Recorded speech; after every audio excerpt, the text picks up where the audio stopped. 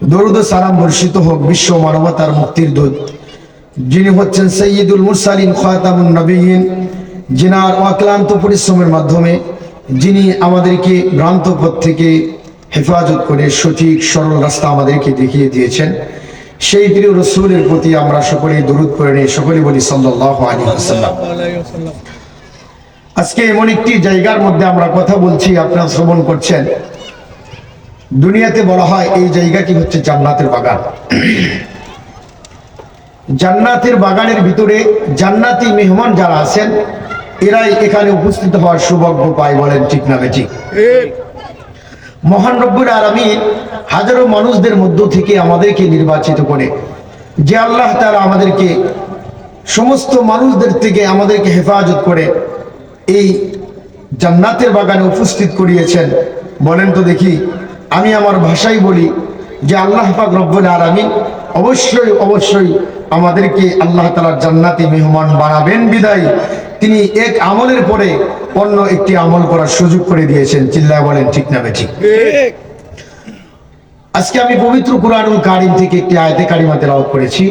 আল্লাহ তাআলা আমাকে তৌফিক দান করলে এই বিষয়ে কিছু আলোকপাত করার চেষ্টা করব ইনশাআল্লাহ। পৃথিবীর মধ্যে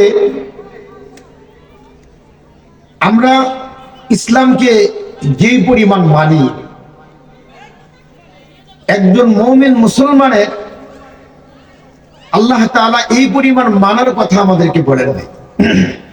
পবিত্র কুরআনুল কারীমের মধ্যেও আল্লাহ তাআলা বলেছেন যে হে ঈমানদারেরা, তোমরা পূর্ণাঙ্গ ইসলামের মধ্যে দাখিল হয়ে যাও। এখানে পূর্ণাঙ্গ শব্দটি আল্লাহ তাআলা বলেছেন, অর্থাৎ পুরোপুরি ভাবে তুমি ইসলামের মধ্যে দাখিল হও। আজ আমাদের সমাজে আমরা ইসলাম মানে বুঝি কি? আমরা ইসলাম মানে বুঝি 5 ওয়াক্ত নামাজ কায়েম করা, নামাজ আদায় করা, জুমার দিন আসলে জুমার নামাজ পড়া, হজ করা, সিয়াম করা, রমজান মাসে রোজা রাখা এবং যাকাত দেওয়া।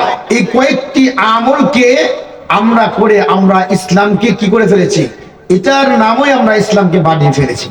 অথচ আল্লাহ পাক রব্বুল আলামিন বললেন যে তুমি, আল্লাহ তাআলা কোথাও এই কথা বলেন নাই যে তুমি নামাজ কায়েম, নামাজ পড়ো, এই কথা আল্লাহ তাআলা কোথাও বলেন নাই।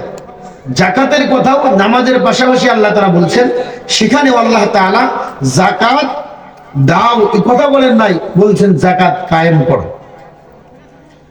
এখন কায়েম শব্দটা আমরা যদি ব্যাখ্যা করতে চাই যে কায়েম শব্দ কাকে বলা হয় আর কায়েম শব্দটা কেন আসলেন, আল্লাহ তাআলা এটাকে কায়েমুন শব্দ অর্থ হলো যেটাকে প্রতিষ্ঠিত করা হয়। আজ আমরা সমাজের মধ্যে আমাদের দেশে যেই পরিমাণ মাহফিলগুলো হয়, যেই পরিমাণ আমাদের দেশের মধ্যে ওয়াজ নসিহত হয়, অন্য কোনো রাষ্ট্রে পৃথিবীর এমন কোনো জায়গাতে হয় না। বলেন ঠিক না বেঠিক? এখানে মসজিদে মসজিদে বয়ান হয়, নসিহতের ব্যবস্থা করা হয়, কিন্তু পক্ষান্তরে দেখা গেছে যে বলেন তো দেখি, এত নামাজের দাওয়াত দেওয়ার পরেও নামাজের সংখ্যা বাংলাদেশে বাড়ছে না কমছে? বলেন তো দেখি, বাড়ছে না কমছে? আমি আমার সমাজকে যদি একটু জাস্টিফাই করি, রিসার্চ করি, সেখানে দেখা যাবে আমার সমাজের মধ্যে যদি 1000 মানুষ থাকে, বলেন তো দেখি 5 ওয়াক্ত নামাজে কয়জন মানুষ আসে? মানুষ আসে গোটা 2-3 জন, 5 জন, 7 জন, অতিরিক্ত 50 জন। অথচ এত নামাজের দাওয়াত দেওয়া হলো, এত ওয়াজ নসিহত হচ্ছে, কিন্তু নামাজের সংখ্যা কমে গেছে। বলেন তো দেখি, আল্লাহ তাআলা এই নসিহতের কথা বলেন নাই, আল্লাহ যেটা বলেছেন যে তোমরা সালাতকে কায়েম করো। রব্বুল আলামিন পবিত্র কুরআনুল কারীমে এই আয়াত দ্বারা আমাদেরকে এমন একটি সংগঠন আর এমন একটি নামাজ ব্যবস্থা শুধু নয়, ইসলামকে দিন কায়েমের জন্য রব্বুল আলামিন বলে দিলেন, বান্দারে তোমরা আজীবন যদি তোমরা সালাতের দাওয়াত দাও, যাকাতের দাওয়াত দাও, তোমরা আজীবন যদি তোমরা কিয়ামত পর্যন্ত প্রত্যেকটা মানুষ যদি মানুষকে দাওয়াত দিয়ে থাকো, এরকম ভাবে কিয়ামত পার হয়ে যাবে, কখনোই প্রত্যেকটা মানুষ নামাজি বানাতে পারবে না। বলেন ঠিক না বেঠিক? যদি আমি আপনি নামাজি বানাতে চাই, মুহাম্মদ সাল্লাল্লাহু আলাইহি ওয়াসাল্লাম যেই ভূমিকায় অবলম্বন করেছিলেন, তিনি মক্কাতে আসার পরে শুধুমাত্র কালেমার দাওয়াত দিয়েছিলেন। এই কারণে আবু জেহেল, উতবা, শাইবার মতো বড় বড় কাফেররা নবী করিম সাল্লাল্লাহু আলাইহি ওয়াসাল্লামকে এই পরিমাণ নির্যাতন আর নিপীড়ন করেছিলেন। তার জন্মভূমি কুরাইশ বংশের মধ্য থেকে সম্ভ্রান্ত পরিবারের লোক মুহাম্মদ সাল্লাল্লাহু আলাইহি ওয়াসাল্লাম। শুধু তাই নয়, প্রতাপশালী এক বংশের লোক মুহাম্মদ সাল্লাল্লাহু আলাইহি ওয়াসাল্লাম হওয়ার পরেও ওই মক্কার ভিতরে তিনি থাকতে পারে নাই। বলেন ঠিক না বেঠিক? শুধুমাত্র তিনি দাওয়াত দিয়েছিলেন। মুহাম্মদ সাল্লাল্লাহু আলাইহি ওয়াসাল্লাম যখন চিন্তা করলেন এই পৃথিবীর মধ্যে যদি আল্লাহর দ্বীন যদি কায়েম করতে হয়, তিনি যখন নবুয়ত প্রাপ্ত হওয়ার আগে একটু কাহিনী যদি আপনাদেরকে আমি বলি তাহলে আপনারা ক্লিয়ার হবেন। মুহাম্মদ সাল্লাল্লাহু আলাইহি ওয়াসাল্লাম যখন দেখলেন আমার এই পৃথিবীর মধ্যে ওই সময় এমন জাহিলিয়ত হয়ে গিয়েছিল, একজনের বাড়িতে যদি কোনো ছাগল যাইতো, উট যাইতো, অপরজন এটা সহ্য করতে পারতো না। সমাজ এমন এক অজ্ঞতার মুখে চলে গিয়েছে। মুহাম্মদ সাল্লাল্লাহু আলাইহি ওয়াসাল্লাম বুঝতে পারলেন এই সমাজকে কিভাবে সংস্কার করতে হবে। তিনি এই পেরেশানির মধ্যে লিপ্ত হয়ে গেলেন। কিভাবে এই সমাজকে পরিবর্তন করা যায়, কিভাবে জাহিলি সমাজকে পরিবর্তন করে ইসলামী সমাজকে রচনা করা যায়, এই চিন্তায় বিভোর হলেন। কিন্তু তিনি তো তখনও পর্যন্ত নবী হন নাই, তিনি তো তখনও পর্যন্ত আল্লাহর প্রাপ্ত ওহীর মাধ্যমে তিনি নবুয়তের তিনি ঘোষণা পান নাই। এজন্যই তিনি হেরা গুহার মধ্যে বসে বসে ধ্যান করতে লাগলেন কি করা যায়।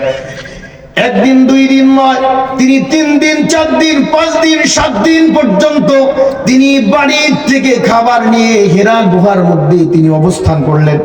আর এই সমাজ নিয়ে পরিকল্পনা করলেন যে এই কুফরি সমাজকে কিভাবে, এই কুফরি সমাজকে শেষ করে তাওহীদের সমাজ গঠন করা যায়। বলেন ঠিক না বেঠিক? এজন্যই তিনি এত পেরেশানি ছিলেন। কিন্তু হঠাৎ একদিন রব্বুল আলামিন ওহীর মাধ্যমে জানিয়ে দিলেন, মুহাম্মদ সাল্লাল্লাহু আলাইহি ওয়াসাল্লামকে জানিয়ে দিলেন অনেক লম্বা কাহিনী, আমি সেদিকে যাব না।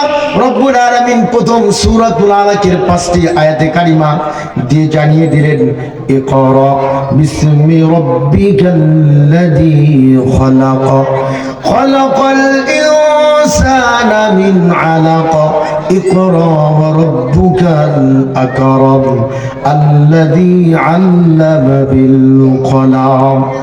তখন তিনি প্রথম যে কোরআনুল কারীমের আয়াত নাজিল করলেন, তিনি চাইলে পারতেন নামাজের কথা বলতে পারতেন, তিনি কোনো ব্যবস্থার কথা বললেন না, যাকাতের কথা বলেন নাই, সিয়ামের কথা বলেন নাই।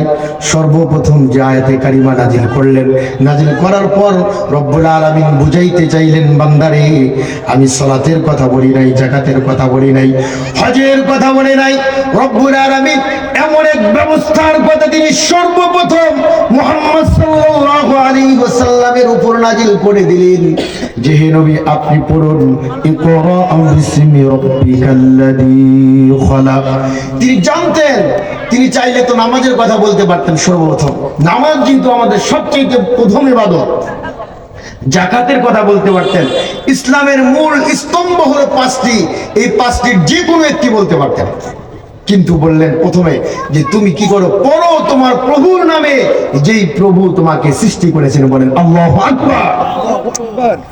কারণ এই শিক্ষা সিলেবাসের কথা রব্বুল আলামিন সর্বপ্রথম বললেন, শিক্ষা নীতির কথা বললেন। কারণ মানুষ এই শিক্ষা নীতি যদি অর্জন করতে পারে, মানুষের জীবনে যদি শিক্ষা থাকে, ওই মানুষ একটি শিক্ষার কারণে ওই মানুষ একজন মানুষ হিসেবে গণ্য হয়ে যায়। বলেন ঠিক না ঠিক? মানুষের শিক্ষার মাধ্যমে যে পরিমাণ মানুষ পরিবর্তন হবে। কিন্তু আজ পৃথিবীর মধ্যে যে পরিমাণ শিক্ষা আমাদের সমাজের মধ্যে প্রচলিত রয়েছে, আমাদের শিক্ষার এই পরিমাণ চর্চা আছে যে গোটা বিশ্বকে যদি আপনি লক্ষ্য করেন, যে পরিমাণ বাংলাদেশের মানুষ শিক্ষিত, এই পরিমাণ গোটা বিশ্বের এমন কোন জায়গায় এই পরিমাণ মানুষ শিক্ষিত নাই। বলেন ঠিক না ঠিক? প্রত্যেকটি ঘরে ঘরে মাস্টার্স পাস, প্রত্যেকটি ঘরে ঘরে অনার্স মাস্টার ডিগ্রির কোনো অভাব নাই। কিন্তু পক্ষান্তরে দেখা গেছে আমাদের এই দেশের মধ্যে এই পরিমাণ শিক্ষা থাকার পরেও বলেন তো দেখি আমাদের সমাজ এগিয়ে গেছে না পিছিয়ে গেছে? এখন আমাদের সমাজের যুবকেরা যারা শিক্ষা অর্জন করে মা বাবার বোঝা হয়ে গেছে, বলেন ঠিক না বেঠিক? মাস্টার্স পাস, এমএ পাস ছাত্রগুলো যখন বাড়িতে আসে ওই ছাত্রগুলোর তার যোগ্য অনুযায়ী চাকরি দেওয়া হয় না, বলেন ঠিক না বেঠিক? এক একজন মা বাবা তার ঘরের ভিটা পর্যন্ত বিক্রি করে আমার সন্তানকে মানুষ বানানোর জন্য ঢাকা মেডিকেল কলেজ পর্যন্ত দৌড়াচ্ছে। শুধু তাই নয়, বাংলাদেশের বড় প্রাইভেট বিশ্ববিদ্যালয় পর্যন্ত তাদেরকে পড়ানোর জন্য জমি পর্যন্ত বিক্রি করেছে। এরপরে পড়া শেষ করার পরে এখন দেখে ওই সন্তান তো চাকরি পায় না, আরো বাপের বোঝা হয়ে গিয়েছে, বলেন ঠিক না বেঠিক?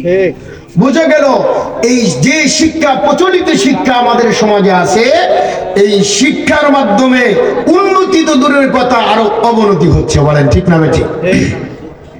রব্বুল আলামিন বলে দিলেন, বান্দারে এমন এক শিক্ষা ব্যবস্থা তুমি যদি চালু করতে পারো যেই শিক্ষার মধ্যে তোমার রবের নাম থাকবে, বলেন ঠিক না বেঠিক?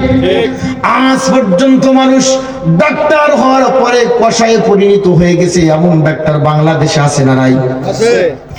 ইঞ্জিনিয়ার হওয়ার পরে কলমের এক খোঁচাতে বিশ্ব রোডের সমস্ত কিছু নিয়ে গেছে, এমন ব্যবস্থা আছে না নাই? আছে। এই সমাজের যে শিক্ষা করে বড় বড় ডাকাতে পরিণত হচ্ছে, দেশের টাকা বিদেশে পর্যন্ত পাচার হয়ে গেছে, বলেন ঠিক না বেঠিক?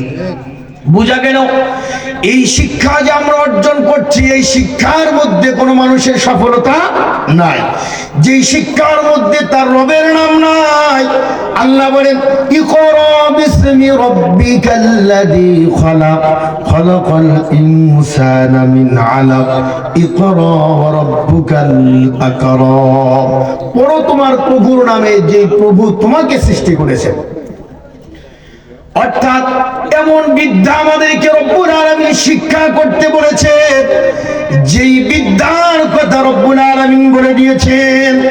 একজন মানুষ মাস্টার্স পাস করেছে, এমএ পাস করেছে, সমস্যা নাই, তার ভিতরে যদি রবের দিন যদি থাকতো, ওর ভিতরে যদি আল্লাহর ভয় থাকতো, দিনের শিক্ষা যদি তার মধ্যে থাকতো, আল কোরআনের বাণী যদি তার ভিতরে থাকতো, ওই ব্যক্তি কখনো সুদ এবং ঘুষ খাইতো না, বলেন ঠিক না বেঠিক?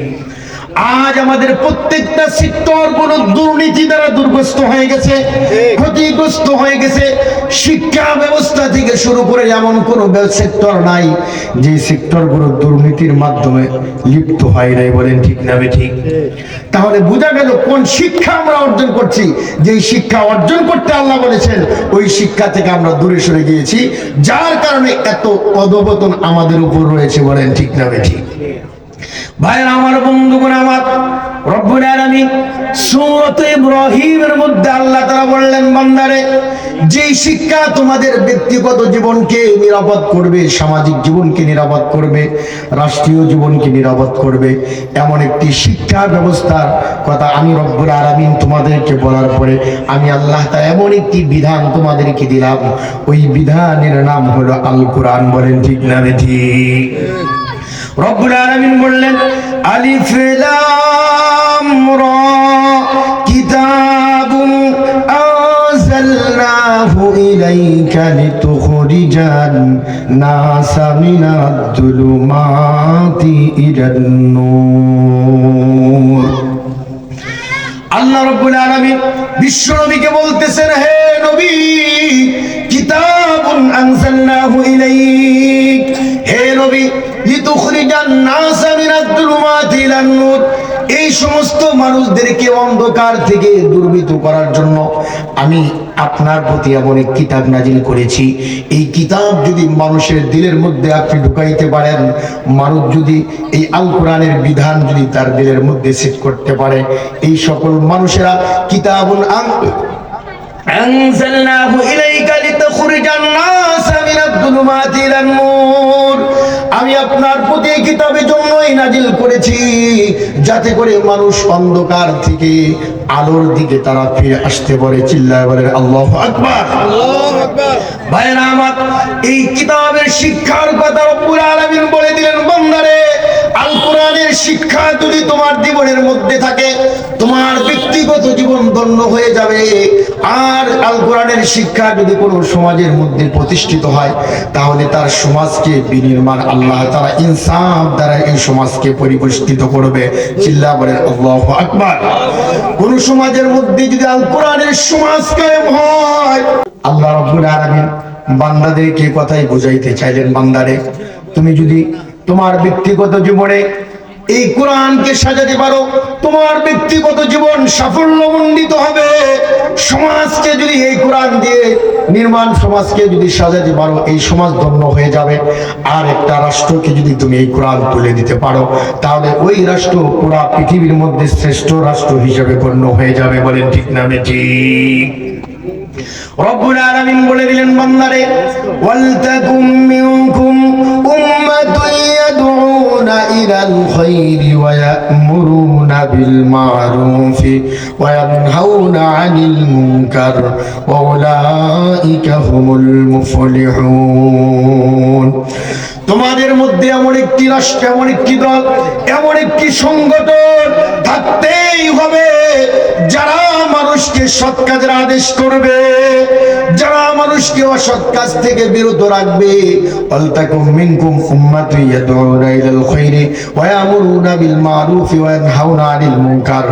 এই দুইটি কাজ যদি তোমরা করতে পারো, তাহলে আল্লাহ রাব্বুল আলামিন পুরো পৃথিবীর মধ্যে আল্লাহর দ্বীনকে কায়েম করে দিবেন। চিল্লা বলেন ঠিক না ঠিক?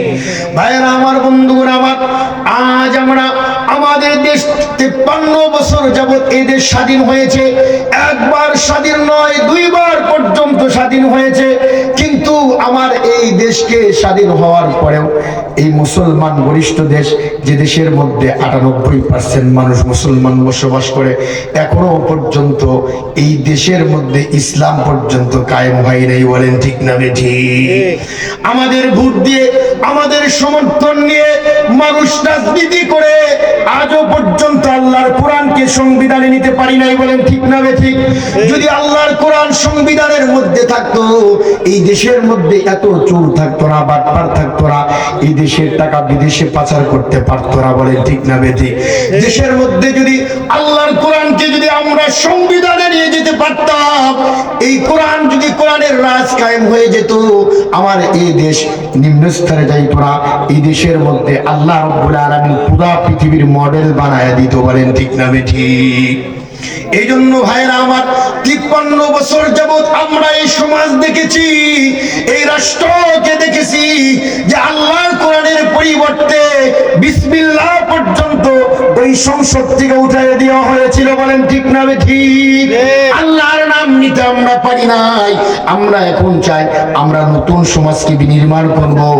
আমরা এই সমাজকে নির্মাণ করতে হলে ইসলামের কোনো বিকল্প রাস্তা আমরা দেখি না। বলেন ঠিক না ঠিক? অনেক দল দেখেছি, অনেক দলের পরিবর্তন দেখেছি, অনেকজন কত ইস্তেহারের মধ্যে বলল যে মদিনার সনদে আমরা রাষ্ট্র চালাবো। বলেন তো দেখি, আমার এই দেশের মধ্যে এই পরিমাণ নবী তারা রাষ্ট্রে থাকার পরেও আল্লাহর নবীর বিরুদ্ধে, নবীর বিরুদ্ধে, আল্লাহর বিরুদ্ধে ব্যঙ্গ করা হয়েছে কি হয় নাই? তাহলে বোঝা গেল তারা ক্ষমতার পাগল, ইসলামের পাগল না। এই জন্য আমরা এমন এক সাহসী ইনসাফগার, ইনসাফপূর্ণ রাষ্ট্র গঠন করতে চাই, যে রাষ্ট্রের প্রধান হবেন একজন আলেম। বলেন ঠিক না ঠিক? যে রাষ্ট্রের প্রধান থাকবেন তিনি আল কোরআনের তেলাওয়াত দিয়ে সংসদ উদ্বোধন করবেন। বলেন ঠিক না ঠিক? আজান যখন হয়ে যাবে, মানুষের আর দাওয়াত দেওয়া হবে না, মানুষকে শুধু বলে দেওয়া হবে তোমরা সালাতের জন্য আসো, না সালাত পড়লে তোমাদের শাস্তির ব্যবস্থা রয়েছে। বলেন ঠিক না ঠিক?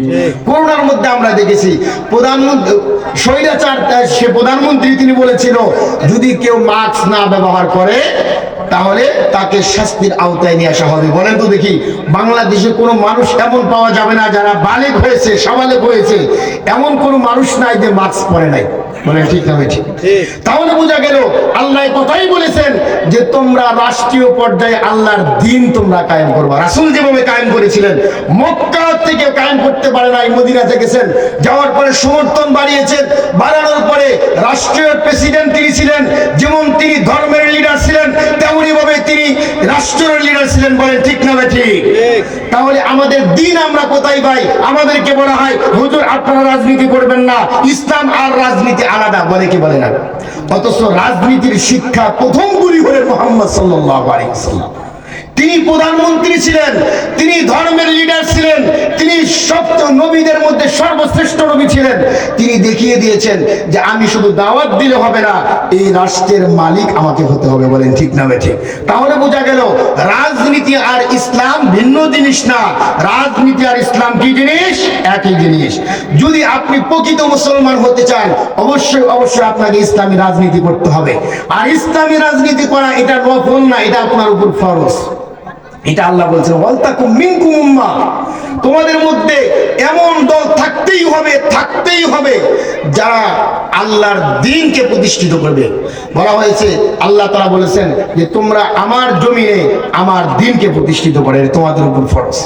কিন্তু আমরা যদি এগুলো বলি তখন বলে হুজুর রাজনীতি করতেছে। প্রচলিত রাজনীতি এমন এক দুর্গন্ধযুক্ত রাজনীতি হয়ে গেছে, এটা মারামারি আর কাটাকাটির রাজনীতি হয়েছে। বলেন ঠিক না? এক দল ক্ষমতা আইলে অন্য দল থাকতে পারে না, অন্য দলের মানুষ চাকরি পায় না, এরা অধিকার পায় না, শুধু সমস্ত অধিকার মনে হয় তাদের জন্য। বলেন ঠিক না ঠিক?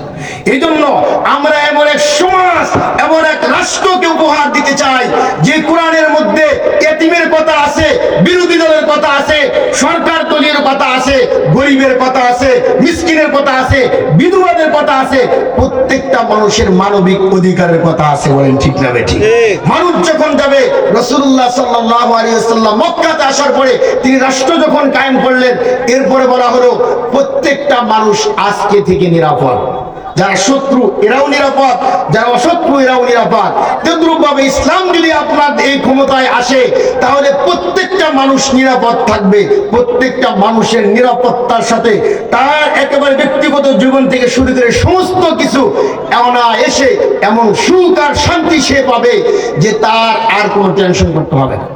আমার মেয়ে স্কুলে যাইতে পারে না, নিরাপত্তা রাষ্ট্র দিতে পারে না। বলেন ঠিক না ঠিক? ইফতিজিন হয়ে যায়, সকালে আমার মেয়ে যখন কলেজে যায় বিকালে ঠিক মতো ফিরবে কিনা এই গ্যারান্টি আমি শঙ্কায় থাকি। বলেন ঠিক না ঠিক? এমন এই কোরআনের রাজ যদি কায়েম হতো, তাহলে এই দেশের মধ্যে ইফতিজিন তো দূরের কথা, বাপ ডাকতো, ইফতিজিন তো দূরের কথা, এই ধারণাই তো ওই ব্যক্তিরা নিত না। বলেন ঠিক না ঠিক? যে ধারা আপনারা করেছেন, কত ধারা করেছেন, কত আপনারা ইফতিজিং মামলা করলেন, এই করলেন, নারী নির্যাতন কেস করলেন, এত কিছু আইন করলেন, এই আইন করে আপনারা কি ইফতিজিং থেকে বিরত রাখতে পারছেন? দর্শন থেকে দূরে থাকতে পারছে? অথচ যে দর্শন আইন করে নিজেই দর্শন করে। বলেন ঠিক না ঠিক? এই জন্য কোরআনের বিকল্প কোনো রাস্তা নাই।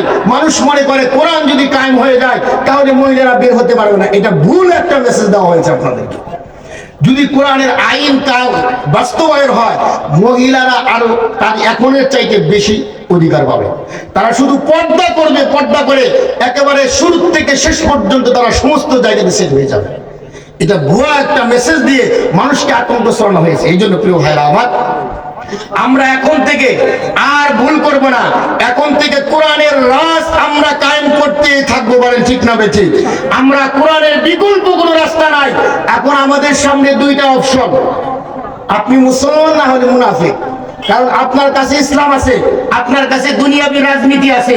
বলেন, যদি আপনি মুসলিম হয়ে থাকেন তাহলে আপনি কখনোই ইসলামের প্রতীক ছাড়া, ইসলাম ছাড়া অন্য কোথাও ভোট দিতে পারেন না। বলেন ঠিক না বেঠিক?